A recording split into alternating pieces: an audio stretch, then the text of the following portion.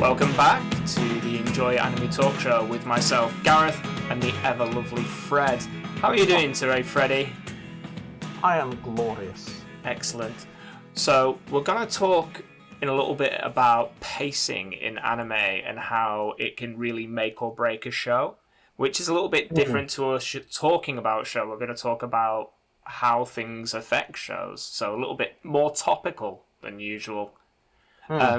Talking of the topic of anime, have you been watching anything or looking forward to anything before we kick off?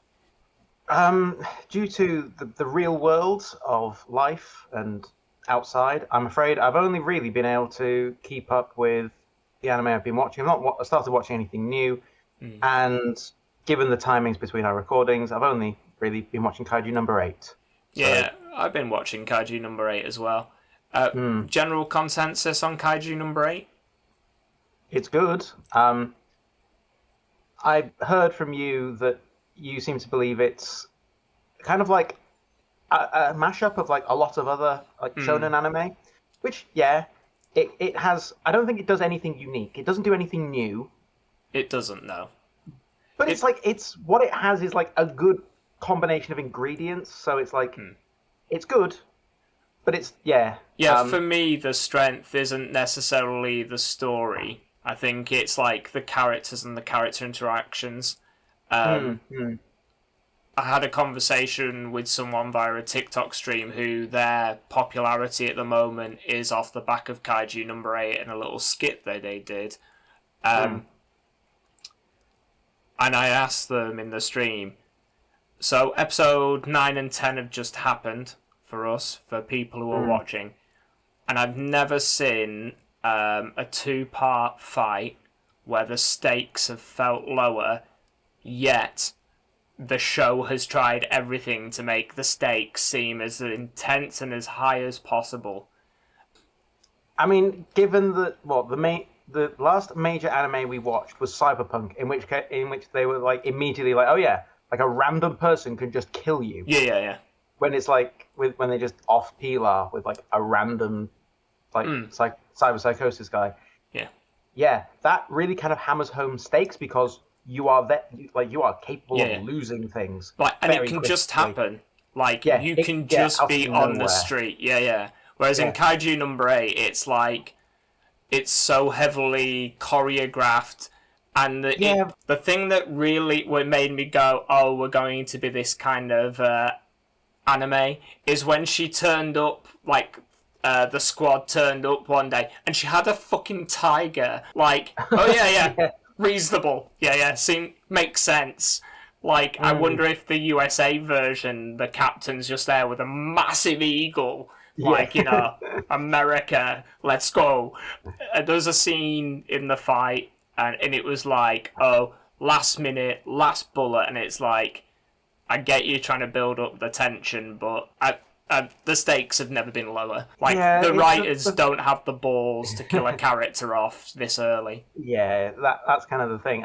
The big fight that's been happening between Kaiju 10 and Vice Captain Hoshina. Yeah, the show is trying to show how strong both of them are, which is fine. Apart from it's like, oh, but they're both so strong that they just end up at a stalemate. It's like, yeah, but that happens regardless of like you being incredibly strong or incredibly weak, as long as your opponent is the same. Yeah, it's very much not going to turn around and kill off a major character this early, which then means you go, well, I kind of know the outcome. Like, there's also a weirdness, and I know you've read the manga, and I'm just watching it in the anime, but technically they've not killed Kaiju 10. They've, like, destroyed his core, yet his head's still like, this is what I believe you humans call a draw. Like, pet peeves, I want to say I like this show and I've been enjoying it. Otherwise, I wouldn't still watch it. But the humans have one power, like they have the combat power, and then the kaijus have fortitude. And it's like having a conversation with like our American friends about the temperature, and we use degrees centigrade and they use Fahrenheit. And it's like, I get the power scales, but one of those numbers is like dramatically measured differently to the other one. And it's like, oh, he's putting out 100%, and it's like, 100% of what? Like, he's putting out 100% bags of popcorn, tea bags per mile. What? Like, it's just, like, I understand now the Scamboli positioning on Evangelion, and it's like, yes, the S2 dry, blah, blah, blah. And Kaiju number 8's got just the right level of, like, fluffery to go on for people to be like, oh, yeah, 9.8 fortitude, that's a big number. And it's like, is it? It's just a number. It's like an arbitrary choice. I mean, you get the feeling. I got the feeling, at least. It's measured in the same way that earthquakes are. I forget the terminology for it, but where like an increase in one number gets harder and harder. It's like exponentially harder to increase the number. And so when they're like, oh, this one's a 7, and you go, oh, he's a 9.8. It's like, that is considerably more than whatever a 7 is. Yeah. But that's still incredibly arbitrary. So like, so it's like in an RPG game where it's like, oh, to get to level 1 you need 10 XP, but to get to from level 1 to 2 is 10 XP, but to get from 2 to 3 is 20 XP, and then you know, that doubling eventually becomes like, meh, like you have to you're just doing busy work to make number go big, which potentially could also be how the Kaiju number 8 game goes as well. It might be press button, make big number appear gacha game, because apparently there's been 8 to 10 episodes of an anime. It needs a video game. I don't get it. I just don't get it. It's just gacha, just like cash in, and that's fine. If you're the author, I have no problem with that. I was going to say, I don't know if you've checked or confirmed whether it is going to be gacha. We just know that there is a game coming out, and it's more than likely going to be gacha. So there's a trailer for a game, and it's literally CGI rendered clips of bits of the TV show, so the cutscenes, and then just like helicopter flyover background. Like, cool. So it's almost like the backgrounds of whatever the user interface is going to be dropped over. It'll be button clicker supreme, and you know, if you put in £10 a day, you probably get an extra 1,000 button clicks. I'm guessing. I'm old and cynical. As you can tell, we're not enthused by it. But... No. And it's like, it's too early to release, like, the thing used to be in like the early 2000s is you'd have a show. Dot Hack, for example, was a manga based on people in an MMORPG. So they released on the PlayStation 2 a series of games which were like Final Fantasy meets the aesthetic of an MMORPG.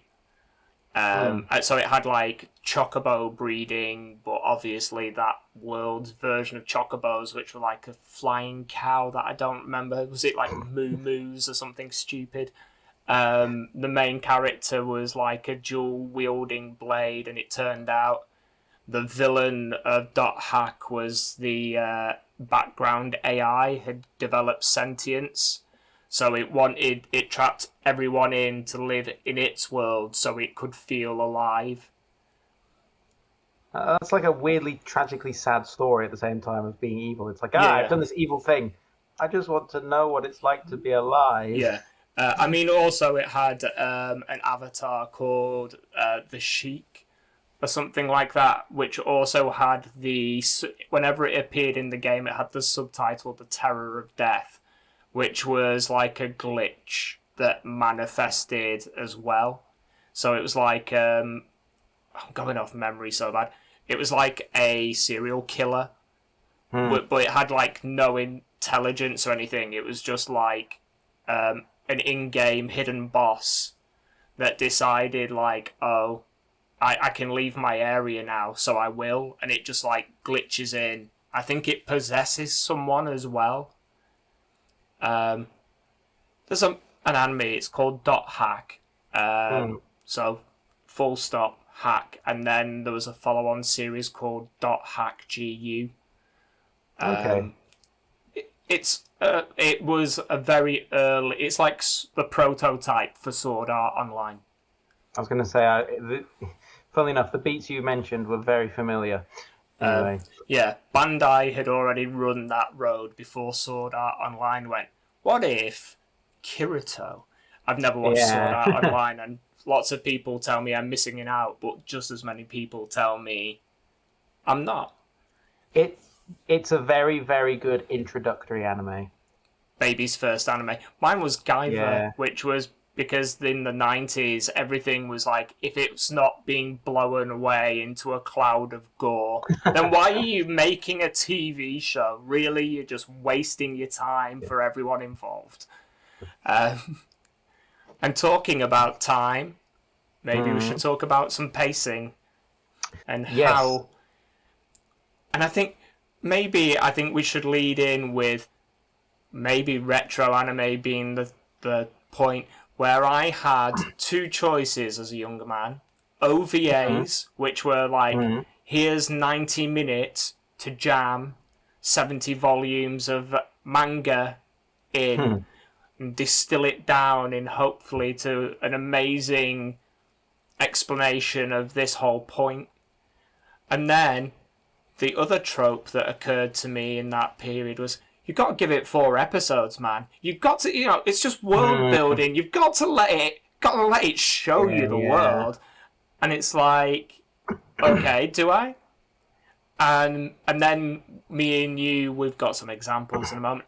Sometimes a show, we've discussed like, or you fetched up the point that modern anime feel like it's got to like come straight out the gate. Like Kaiju No. 8 could be an example of this, where it's kind of distilled all the best bits of shonen battle anime and stuff, and it's gone, we'll do the whole training up / Attack on Titans bit, and we're going to speed it up. We're really going to get there because we need like bums on seats. That gacha game's not going to download itself. You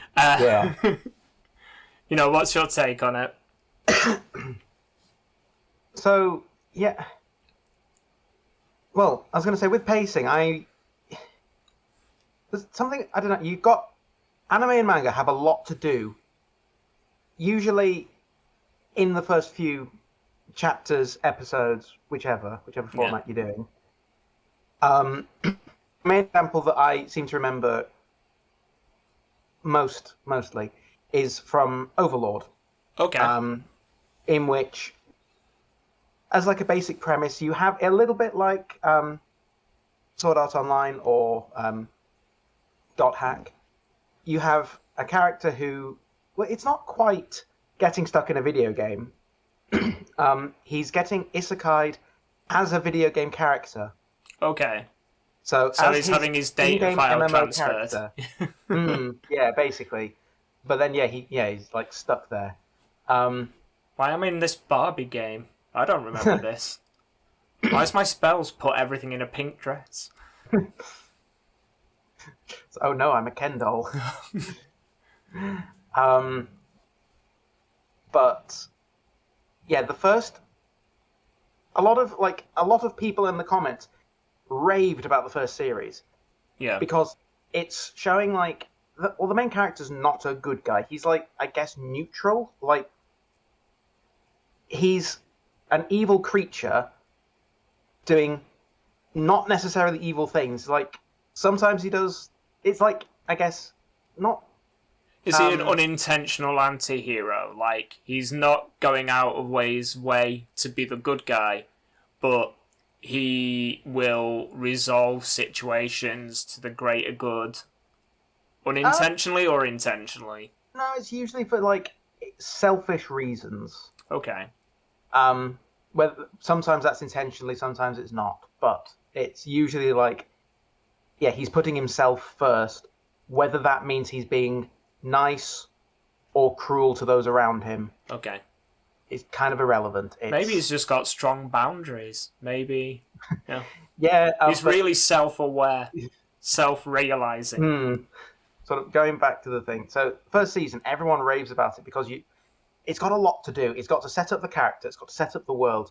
It's got to show like the power of the characters and the power of the world in which they find themselves. Yeah.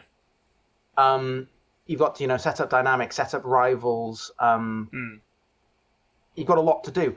But then in the later series, I think particularly the third one, but everyone says, "Oh, it's not as good as what it was." It's like, well, once you've done all that setup, you don't have to do it again. Yeah, you can't, unless you're going to continuously add new characters. You're not having to add new characters and like show who they are, show how strong they are, show what they're capable of, show their motivations and all this. You've kind of got all that, and then you're seeing how they interact, and it's not always going to be action. Yeah.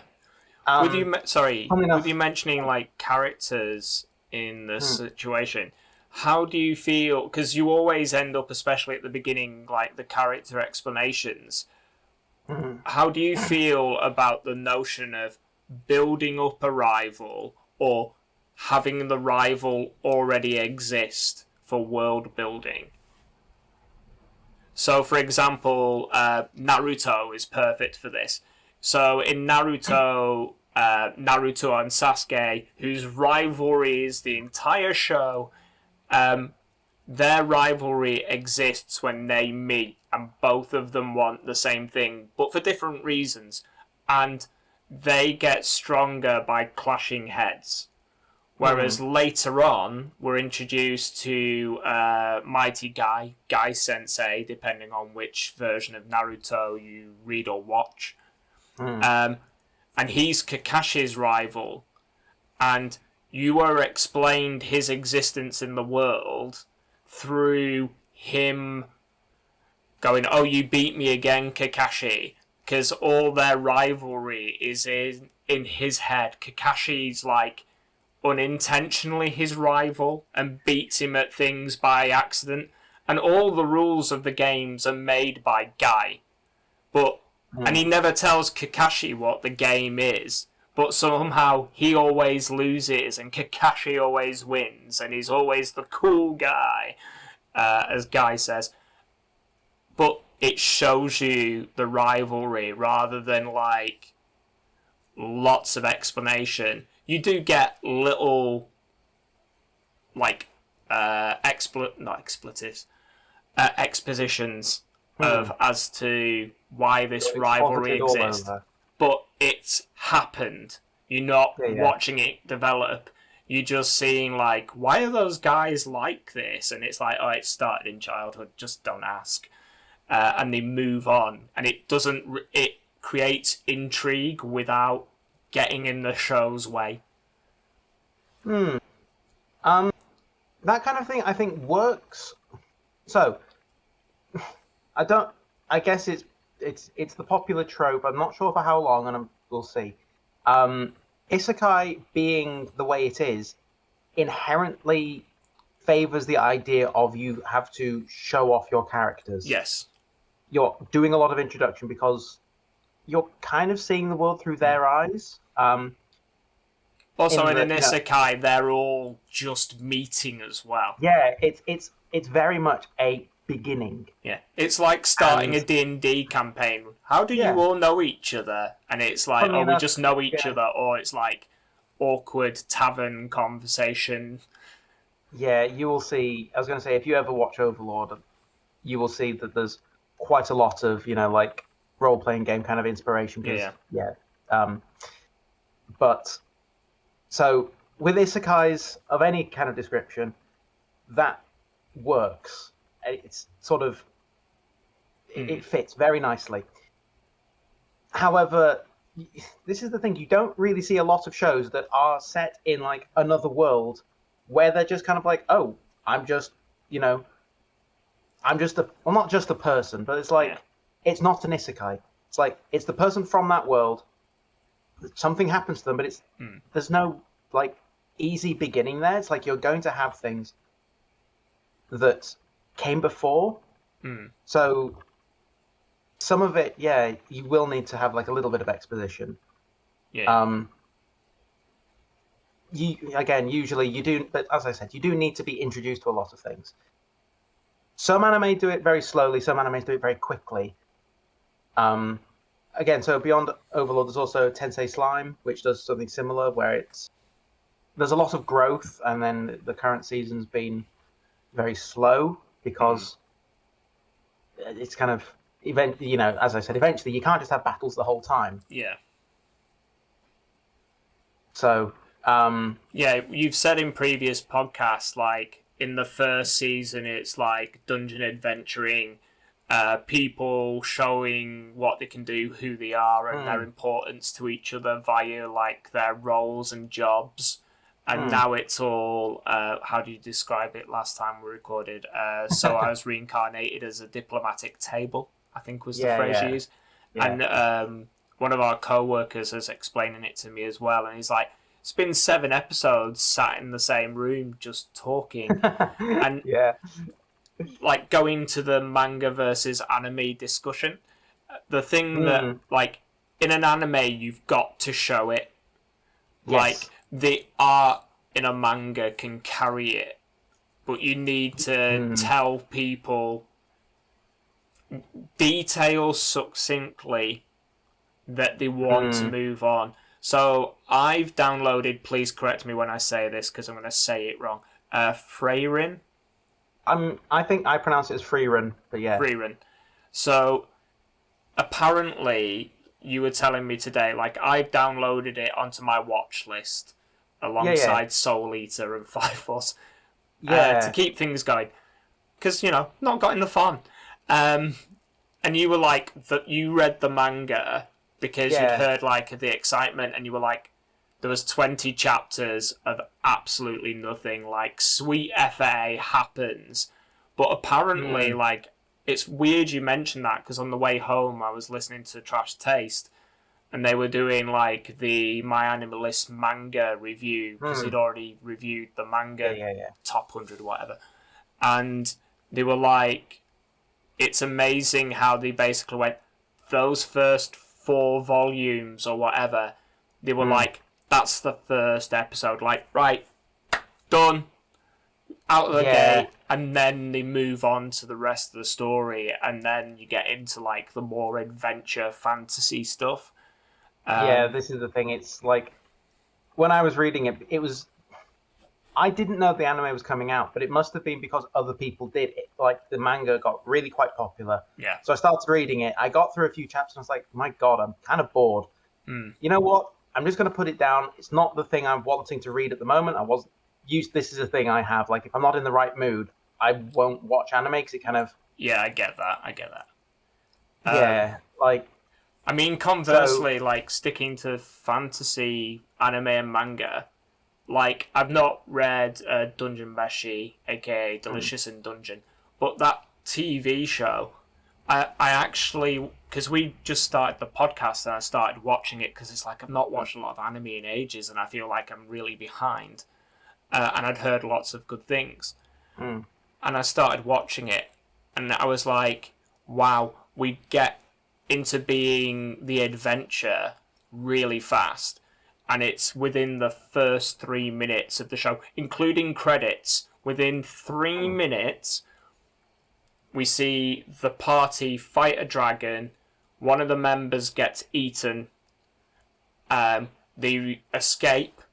They return to the surface. 2 party members quit. Like, as soon as they get out the dungeon, they're like, yeah, that's it, we're done.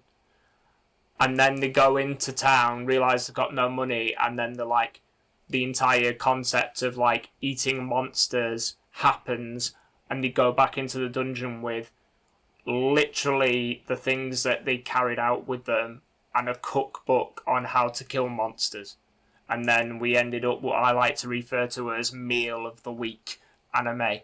But the pacing for that, being a monster of the week anime and showing characters' growth through how they interact and, like, explaining, like, there's a big thing about mimics. Like, one of the characters has died multiple times to mimics because he's the lockpick guy, the thief. for D&D players. And he's like, oh yeah, I hate mimics because they just keep killing me, but it's also my job. And the pacing of that show is good. And they know when to press the action and when to convert. So I'm going to fetch Soul Eater into this in a second. There are there's not shopping episodes, but there's more narrative based episodes, or there's more action based episodes, and they seem to balance that really well. Whereas Soul Eater and someone on TikTok called Ben, also known as Manga Flows on that platform, and I don't know if you told me this, so I've been watching one episode a day of Soul Eater so far in this month, June. And it's a mess, in my opinion. So it's the 3 introductory episodes for each pairing. Then we get a joke episode. Then we get an episode or 2 of plot, and then some joke episodes. And I was told this is because they were making the show as the manga was being written, a little bit like the original Full Metal Alchemist. Both these TV shows done by Studio Bones as well. And both of them, I found it weird that Soul Eater, they do these filler episodes until the manga catches up, and they feel painfully obviously filler, unless it's got Excalibur in it, then it's great. Whereas Full Metal Alchemist is a completely separate entity from its manga, and I thought it was a good enough show. I enjoyed the directions it took, and then we got Full Metal Alchemist Brotherhood later on, and I enjoy both things. I like both things. But I'm just amazed how the pacing, given they did the same thing kind of twice, but Soul Eater is good, but you can feel the filler. Yeah. But I'm now watching Fire Force, and you can tell that they were let the guy make some manga. Yeah. And then we'll do a TV show, because we need that direction. And I think Fire Force feels a lot better for it. I went onto TikTok and complained about Soul Eater around episode 14, I was frustrated. Whereas Fire Force, I'm on episode 4 or 5, I'm I can roll through this. Yeah. Good stuff. Yeah. Show me the things. You've got, the right level of intrigue. You're showing me new characters at, the right time. And you're doing it without... Did you know that the captain is... Oh, they've always been a product. You get 20 NPCs giving you each of them have got a sentence off that captain's wiki page, in the hand, and they're just nudging. It's your turn. Yeah. Just read the line. Just read it. And you're cool. This doesn't slow down the experience at all. But then other TVs, there's times where you need it, and I think another show, which foreshadowing the next podcast, I power watch Run with the Wind. That show was an amazing experience, and we'll talk about it properly next week, because that's the next episode. I'm just gonna say, right, I don't think I've fallen in love with a show as much as I have with that, and weirdly that's all character introductions for 20 episodes. More or less, yeah. Yeah. But the way they do it, and I can't think of a show that's gut-wrenched me so consistently, and I've just been keep going. I'm ready to be hurt again. Keep going. It's fine. I'm a proud dad. Keep going. Keep going. You can do it. And I think that's a great example of pacing as a show. The episodes are realistically 18 minutes, because that show loves a tune. loves a song. But it's greatly paced. Whereas Soul Eater, there's episodes of Soul Eater, and they're the same show length, and I'm sat there and like, it's a 20-minute episode, yet 2 years of my life have dropped off. Because they're just doing bits.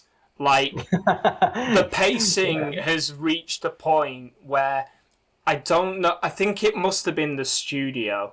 It's got to be the studio. Or, like, the author, his name's gone. Tubo? Something like that. I mean, people will come for me. They're going to come for me. Fire Force feels good because we're getting the narrative and we're getting things at the pace he wants. And Soul Eater, we're not getting that. Soul Eater, and because like the studio know what to do, so I'm going to mention Black Star, and I know Freddie's his response is going to tell you everything there. I got really frustrated in the episode you introduce you to Black Star, and he's like a gobby theatre kid who's meant to be a silent ninja assassin. And then he screws up his mission, but at the end of it, he's like, you know what, I'm going to knuckle down, I'm going to train, I'm going to become like the best there is, I'm going to be number one. And then 2 episodes later, we get him, and he's reverted instantly to gobby, child, annoying type. But then we get 2 episodes further on where he goes to fight the Enchanted Blade, and he has a maturity arc again, and he goes back to his training at the end of episode 2. And it's like, pick a lane, please. Give me some consistency. I understand. No, this is a 4-lane highway, and it's going to keep changing. Just swing from lane to lane, kids. Yeah. Just keep swinging. Not even indicating, just straight into the next lane. It's not just driving, it's a boxing match. Just keep swinging. And it's like, me and you talked about this, and you were like, well, everyone, when they're trying to improve, like, you go forward a bit, back a bit, and then you go forward again. And I get that, I understand that, and I agree. I really agree. But it's just trope, reversion. Yeah. And I just don't get what they want from us or from it, and how it helps the show. I don't think there's an answer to that, but you know, it's like anime needs to like show you rather than tell you. You know, it's that exchange of media and medium. I'm unsure if you've got any other examples of this that, like, I know a couple of these we've kind of talked over a little bit at work, because it's like, let's do it. Sorry. Nothing that's like an easy and very like good example of it. So I don't know. I think prefacing next week, Run with the Wind, well-paced anime.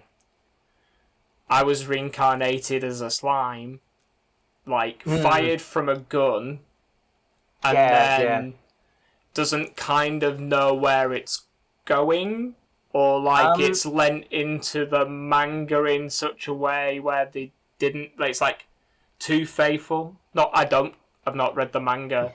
Like, I don't know which side of the seesaw we're swinging. It's, I guess, just like, in terms of the actual discussion of pacing, it is a very different tone and speed of pacing. It's like, it's still, I don't know how faithful it is to the manga, but it's like, they're not filler episodes. But oh boy, is it a lot of tell, not a lot of show. Yeah. It's an audio book, not a TV show. It's more like, I know you love using your RPG examples. It's like if the dungeon master or the games master were to sit down and explain the world for the entire first session. It's like of how like the intricacies of each country works, and like their main like political players and how they have likes and dislikes against like other political players in different countries and how that's shaping it. And it's like, sit down, this kids. is all quite Daddy's got a lot of law to dump on you. Yeah, and it's like, that's all well and good, but it's like, imagine if that's like the third session you have. Like the first session, you make your characters. Second session, you start off, and then it's like, cool. Now Session 3, it's still going on. We paid £5 a head for this table, and you've just listened to 8 hours of narrative. Yes. Some people pay for that sleep, But it's a departure from its original pacing, and it's like, again, if you're getting into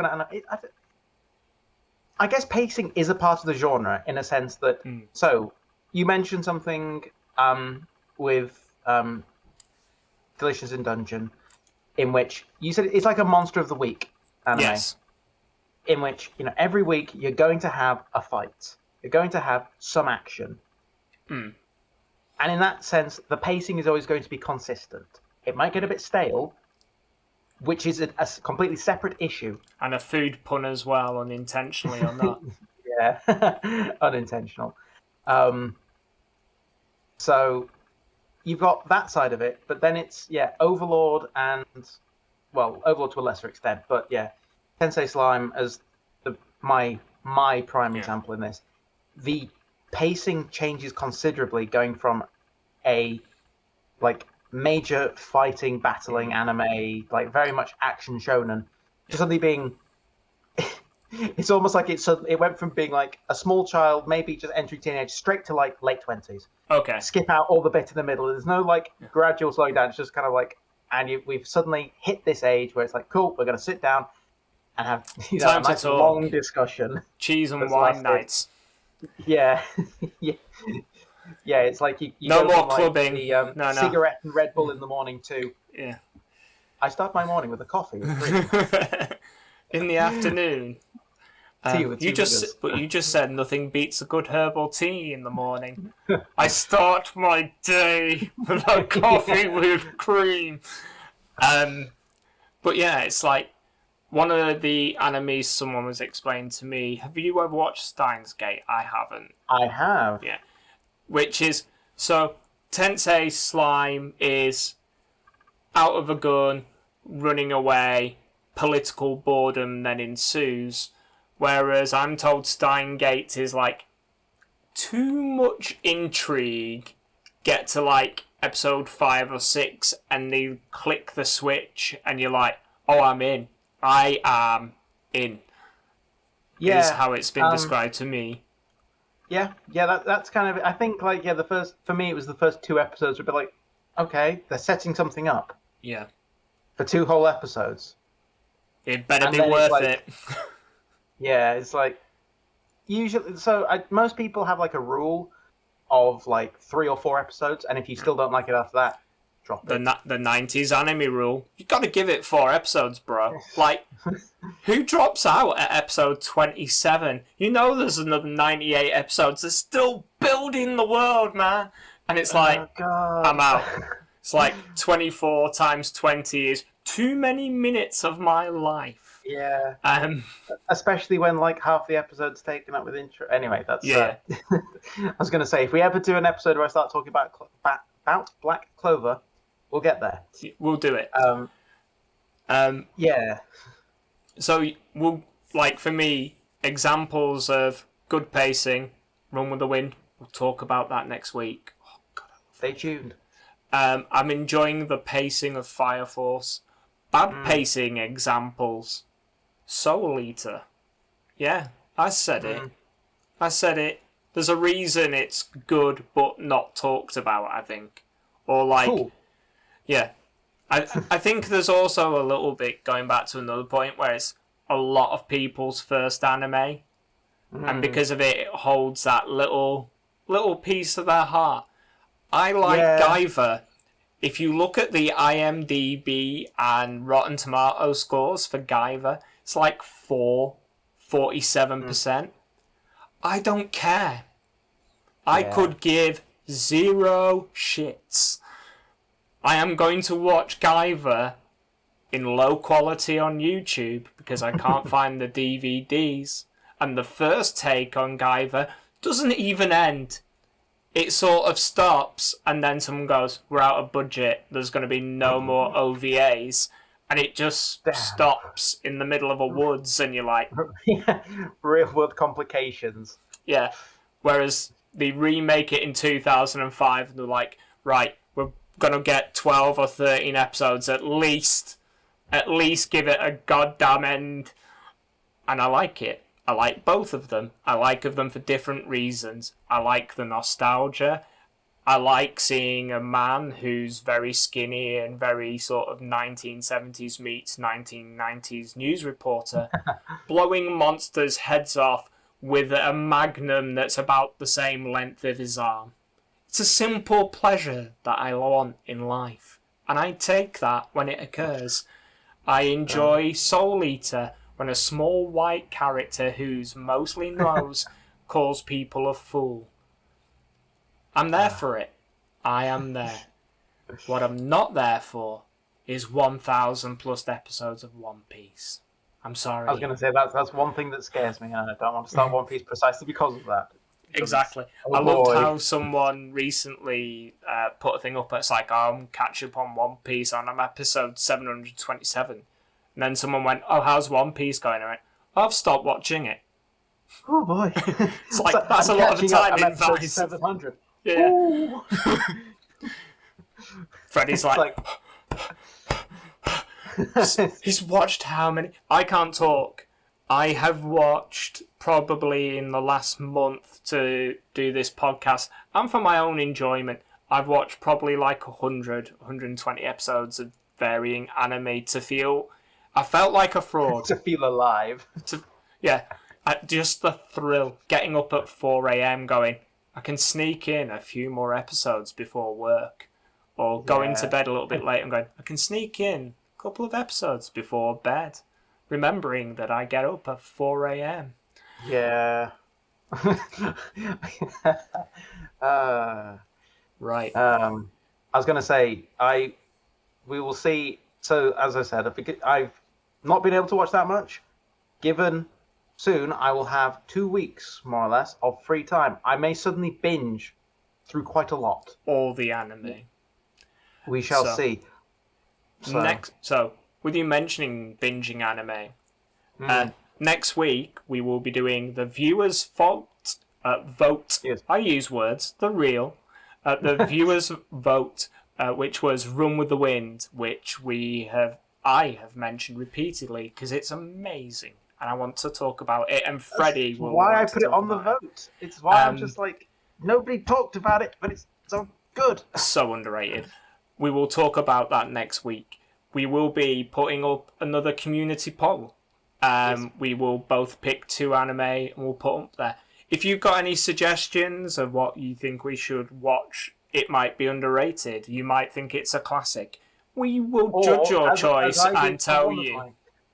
As one of my choices, if there's something that's completely out of left field that would make either of us feel some level of discomfort, there are some anime that I'm going to say are off limits, but a certain level of discomfort or that will make us feel just awful. Yeah. I mean, I put Dangers in My Heart as one of the options because just being like, cool, given we're not at school. We finished school a little while ago. You earlier than me.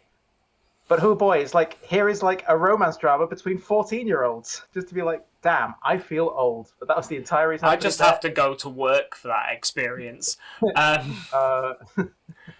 So if you've got ideas, please put them down in the bottom. We will consider them and we'll do a fan vote sometime where it's maybe all 4 choices are from viewers. I look forward to that concept. As long as they're not AI generated.